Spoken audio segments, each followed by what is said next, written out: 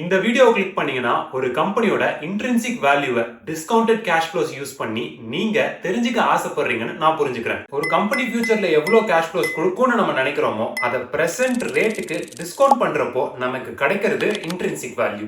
Intrinsic value கரண்டா கம்பெனிக்கு இருக்கிற stock பிரைஸோட compare பண்ணா அது என்ன வேல்யூவேஷன் ரேஞ்ச்ல இருக்குன்னு நம்ம புரிஞ்சுக்கலாம். சப்போஸ் அது அண்டர் வேல்யூட் ரேஞ்ச்ல இருந்தா நமக்கு அது டிசிஷன் எடுக்க ரொம்ப முக்கியமான ஃபேக்டரா இருக்கும். இந்த டிசிஎஃப் கான்செப்டோட தியரி உங்களுக்கு புரியணும்னு நினைச்சீங்கன்னா இந்த வீடியோல டிஸ்கஸ் பண்ணிருக்கேன், கண்டிப்பா பாருங்க. முதல்ல இன்னைக்கு நம்ம ஒரு இமேஜினரி பிசினஸ் எடுத்து அதுக்கு வேல்யூவேஷன் பண்ணிட்டு அதுக்கப்புறமா எல்என்டி எடுத்து வேல்யூவேஷன் பண்ணி பார்க்கலாம். இந்த வீடியோ முடியறப்போ ஒரு பிசினஸ எப்படி வேல்யூ பண்றதுன்னு உங்களுக்கும் புரியும். பண்ணலாம் வாங்க.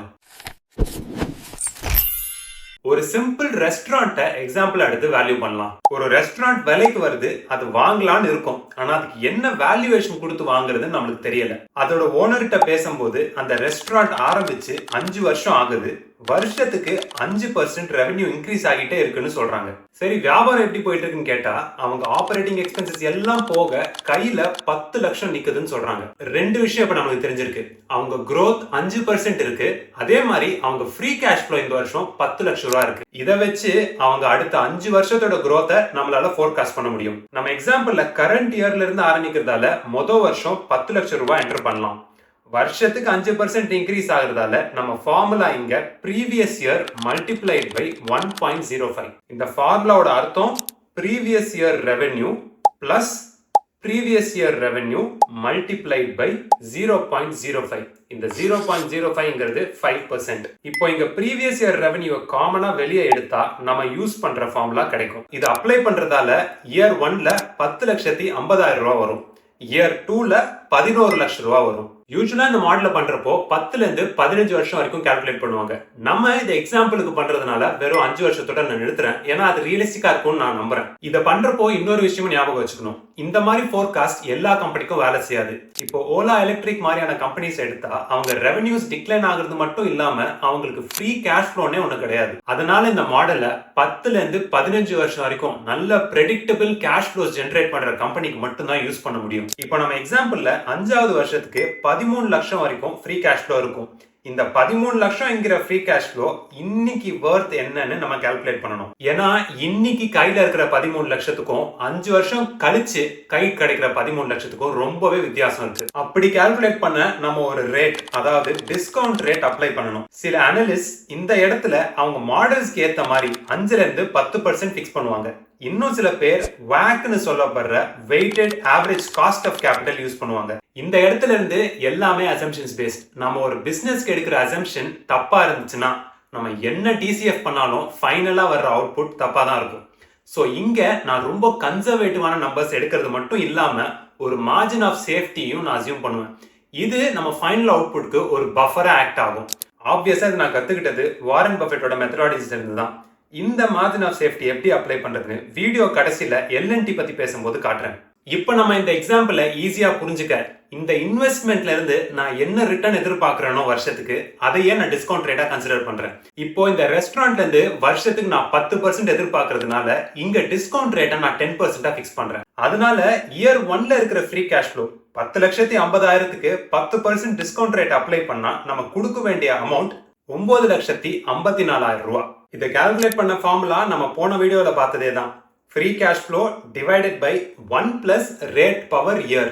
இதே ஃபார்முலாவை அப்படியே யூஸ் பண்ணா 5வது வருஷத்துக்கு 13 லட்சம் ரூபாய் ஃப்ரீ கேஷ் ஃப்ளோ ஜென்ரேட் பண்ணிட்டு இருக்கிற கம்பெனிக்கு நம்ம 10% ரிட்டர்ன் எக்ஸ்பெக்ட் பண்றதுனால இன்னைக்கு எவ்வளவு பே பண்ணணும்னு எக்ஸாக்டா நம்மளுக்கு தெரிய வரும். 7,92,000 ரூபாய். சரி, இப்போ நம்ம 5வது வருஷம் வரைக்கும் டிஸ்கவுண்ட் ரேட் பண்ணி பார்த்திருக்கோம். ஆனா அந்த ரெஸ்டாரண்ட் 5வது வருஷத்தோட நிக்க போறது இல்ல, அது ஆப்ரேட் ஆயிட்டே தான் போயிட்டு இருக்கும். அதனாலயே நம்ம கால்குலேட் பண்ணிட்டேவும் இருக்க முடியாது. அதுக்கு 5வது வருஷத்துக்கு மேல வர்ற எல்லா கேஷ் ஃப்ளோவையும் நம்ம கேப்சர் பண்றதுக்கான வேல்யூ பேரு டெர்மினல் வேல்யூன்னு சொல்லுவோம். கடைசியா நம்ம ஃபோர்காஸ்ட் பண்ண கேஷ் ஃப்ளோ வேல்யூ எடுத்து ஒரு பிரீமியம் வேல்யூவோட மல்டிப்ளை பண்ணணும். நம்ம இந்த எக்ஸாம்பிள்ல மல்டிபிள் 15 கன்சிடர் பண்ணலாம். ஏன் 15ன்னு கேக்குறீங்களா? ஜென்ரலா ஒரு பிசினஸ விற்கும் போது அதோட ஃப்ரீ கேஷ் ஃப்ளோவை 10 to 15 டைம்ஸ் வேல்யூ பண்ணி தான் விற்பாங்க.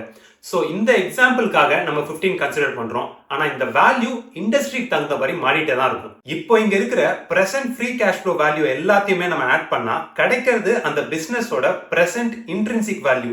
இது நமக்கு இந்த இன்வெஸ்ட்மெண்ட்ல எல்லா வருஷத்துக்கும் 10% ரிட்டர்ன் தர்றதுக்கு எவ்வளவு கட்டணும்னு காட்டுது. இது பேசிக்கா ஒரு கம்பெனியோட இன்ட்ரின்சிக் வேல்யூ கண்டுபிடிக்கிற ஒரு மெத்தடாலஜி. அனலிஸ்ட் இங்க பல ஃபேக்டர்ஸ் இன்ட்ரோடியூஸ் பண்ணி இன்னும் டீடைல்டா அனலைஸ் பண்ணுவாங்க. இந்த வீடியோல டைம் கன்ஸ்ட்ரெயின்ட்னால நான் அதை கவர் பண்ணல. அப்படி அதெல்லாம் கவர் பண்ணணும்னா வீடியோ 1 hour மேல போகிறது மட்டும் இல்லாம அங்க வர்ற டெக்னிக்கல் கான்செப்ட்ஸ்லாம் எத்தனை பேருக்கு தெரிஞ்சுக்க ஆசைப்படுறீங்கன்னு எனக்கு தெரியாது. அப்படி உங்களுக்கு நான் அந்த வீடியோ பண்ணணும்னு நினைச்சீங்கன்னா கமெண்ட்ஸ்ல சொல்லுங்க, நான் கண்டிப்பா அதை பண்றேன். இப்போ எல்என்டியை வேல்யூ பண்ணலாம். வேல்யூவேஷனுக்குள்ள போறதுக்கு முன்னாடி நமக்கு எல்என்டியோட ஃப்ரீ கேஷ் ஃப்ளோ தெரியணும். இதை சிம்பிளா பார்க்கணும்னா யாஹூ ஃபைனான்ஸ்ல பார்க்கலாம். இல்ல அதெல்லாம் எனக்கு வேணாம், நான் டைரக்டா கால்குலேட் பண்ணி தெரிஞ்சுக்கணும்னு நீங்க ஆசைப்பட்டீங்கன்னா இந்த வீடியோவை பாருங்க, எப்படி கால்குலேட் பண்றது நான் எக்ஸ்பிளைன் பண்ணியிருக்கேன். இப்போ யாஹூ ஃபைனான்ஸ்ல எல்என்டியோட கேஷ் ஃப்ளோ ஸ்டேட்மெண்ட்ஸ் போனா அவங்க 2025க்கு ஃப்ரீ கேஷ் ஃப்ளோ 4740 கோடி. அடுத்து நமக்கு அவங்களோட growth ரேட் தேவை. 2022ல இருந்து 2025 வரைக்கும் பார்த்தா ஆவரேஜா ஒரு 20% கிட்ட grow ஆயிட்டு இருக்கு. இப்போ அப்படியே அவங்க ஃபியூச்சர் growth ரேட் எப்படி இருக்குன்னு தெரிஞ்சுக்க அனலிஸ்டோட எஸ்டிமேட்ஸ் பார்க்கலாம். இது அனாலிசிஸ்ங்கிற டேப்ல இருக்கும். இங்கேயும் 20% கிட்ட தான் கொடுத்துருக்காங்க. இவங்க ஃபியூச்சர் ப்ராஜெக்ட்ஸ் எல்லாமே பார்த்தாலும் கொஞ்சம் ப்ராமிசிங்கா இருக்கிறதால இந்த டேட்டா எல்லாத்தையுமே வச்சு அவங்க growth ரேட்டை நம்ம 20% கன்சிடர் பண்ணலாம். இப்போ நான் இதை என்னோட ஷீட்ல என்டர் பண்ணா எல்லா வருஷத்துக்குமே இருக்கிற ஃப்ரீ கேஷ் ஃப்ளோ நம்பர்ஸ் ஆட்டோமேட்டிக்கா மாறிடும். அதுக்கு தேவையான ஃபார்முலாவை நான் ஆல்ரெடி எழுதிட்டேன். இந்த ஷீட்டை நீங்க அப்படியே ஒரு டெம்ப்ளேட்டா யூஸ் பண்ணிக்கோங்க. அதோட லிங்கை நான் ஆல்ரெடி டிஸ்கிரிப்ஷன்ல அட்டாச் பண்ணிட்டேன். அப்படியே மறக்காம அந்த லைக் பட்டனையும் தட்டி விட்டுருங்க. டிஸ்கவுண்ட் ரேட் மறுபடியும் இங்க 10% நான் கன்சிடர் பண்றேன். இந்த இன்வெஸ்ட்மெண்ட்ல இருந்து வருஷத்துக்கு அந்த 10% ரிட்டர்ன் வர்றதுக்கு என்ன கொடுக்கணும்னு நம்ம பார்க்க போறோம். அடுத்து டெர்மினல் வேல்யூவோட மல்டிபிள் 15 எடுத்திருக்கேன். காரணம் எல்என்டி ஒரு ஹை குவாலிட்டியான பிசினஸ். சில அனலிஸ்ட் இங்க இவி பை இபிட்டா மல்டிபிள் எடுப்பாங்க. பட் நம்ம சிம்பிளிசிட்டிக்காக 15 எடுக்கலாம். அடுத்து கேஷ் ஆன் ஹேண்ட்னு ஒரு ஃபீல்டு கொடுத்துருக்கேன். போன எக்ஸாம்பிள்ல இதை நான் கவர் பண்ணல. யூசுவலா இந்த மாதிரி ஹை குவாலிட்டியான பிசினஸஸ்லாம் ஒரு கேஷ் எப்பயுமே ரிசர்வா வச்சிருப்பாங்க. இந்த கேஷ் நம்ம கால்குலேஷன்ஸை அஃபெக்ட் பண்றதால நம்ம இந்த வேல்யூவை வரப்போற இன்ட்ரின்சிக் வேல்யூவோட ஆட் பண்ணணும். அந்த கேஷ் ஆன் ஹேண்ட் எவ்வளவு இருக்குன்னு கண்டுபிடிக்க ஸ்டாட்டிஸ்டிக்ஸ் டேப் கீழே ஸ்க்ரால் பண்ணா பேலன்ஸ் ஷீட்ல டோட்டல் கேஷ் இருக்கும். இங்க எல்என்டியோட கேஷ் ஆன் ஹேண்ட் 63,000 கோடி. இதை நான் இப்போ ஷீட்ல இன்க்ளூட் பண்றேன். ஆட்டோமேட்டிக்கா இன்ட்ரின்சிக் வேல்யூவோட ஆட் ஆயிடும். இப்போ இந்த இன்புட்ஸ் எல்லாம் கொடுத்த அப்புறம் நமக்கு எல்என்டியோட இன்ட்ரின்சிக் வேல்யூ கிடைக்குது 3,16,000 கோடி. கிடைச்ச இந்த இன்ட்ரின்சிக் வேல்யூவை அவுட்ஸ்டாண்டிங் நம்பர் ஆஃப் ஷேர்ஸோட டிவைட் பண்றப்போ ஒரு ஷேரோட இன்ட்ரின்சிக் வேல்யூ என்னன்னு நமக்கு தெரிய வரும். அவங்க அவுட்ஸ்டாண்டிங் நம்பர் ஆஃப் ஷேர் ஸ்டாட்டிஸ்டிக்ஸ்ல இருக்கும் 138 கோடி. இப்போ ரெண்டுத்தையும் டிவைட் பண்றதால ஒரு ஷேரோட இன்ட்ரின்சிக் வேல்யூ 2,293 ரூபாய். நம்மளோட மாடல் பொறுத்த அளவுல எல்என்டியோட கரண்ட் பிரைஸ் ஓவர் வேல்யூ கேட்டகரியில இருக்கு. ஆனா நம்ம இதோட நிறுத்தக்கூடாது. மார்ஜின் ஆஃப் சேஃப்டின்னு ஒன்னு அசியூம் பண்ணணும். இது நமக்கு ஒரு சேஃப்டி பஃபர் கொடுக்கும். யூசுவலா இந்த மார்ஜின் ஆஃப் சேஃப்டி மார்க்கெட் பிரைஸ்க்கும் இன்ட்ரின்சிக் வேல்யூக்கும் ஒரு 30ல இருந்து 50% பஃபரா இருக்கும். சப்போஸ் இந்த ஸ்டாக்கை வெறும் இன்ட்ரின்சிக் வேல்யூ வச்சு வாங்குறவங்களுக்கு ஒரு சடன் டவுன் சைடு படாம பாத்துக்கும். நீங்க பண்ற டிசிஎஃப்ல அசம்ஷன்ஸ்லாம் ரொம்ப ஆவரேஜா வச்சீங்கன்னா இந்த மார்ஜின் ஆஃப் சேஃப்டி அதிகமா வைக்கிறது நல்லது. நம்ம பார்த்த இந்த எக்ஸாம்பிள்ல அசம்ஷன்ஸ்லாம் ரொம்ப ஆவரேஜா வச்சதால இங்க நான் மார்ஜின் ஆஃப் சேஃப்டி 40% கன்சிடர் பண்றேன். அந்த 40% வைக்கிறதால இங்க இன்ட்ரின்சிக் வேல்யூ பர் ஷேரோட வேல்யூ 1,376 ரூபாய். இதே மார்ஜின் ஆஃப் சேஃப்டி பிரைஸ்க்கு ஒரு ஸ்டாக் கிடைக்கிறதுங்கிறது ரொம்பவே ரேரான ஒரு விஷயம். ஆனா அதோட ஃபண்டமெண்டல்ஸ்லாம் மாறாம நம்மளுக்கு கிடைச்சதுன்னா ரொம்ப நல்ல ரிட்டர்ன்ஸை எதிர்பார்க்கலாம்.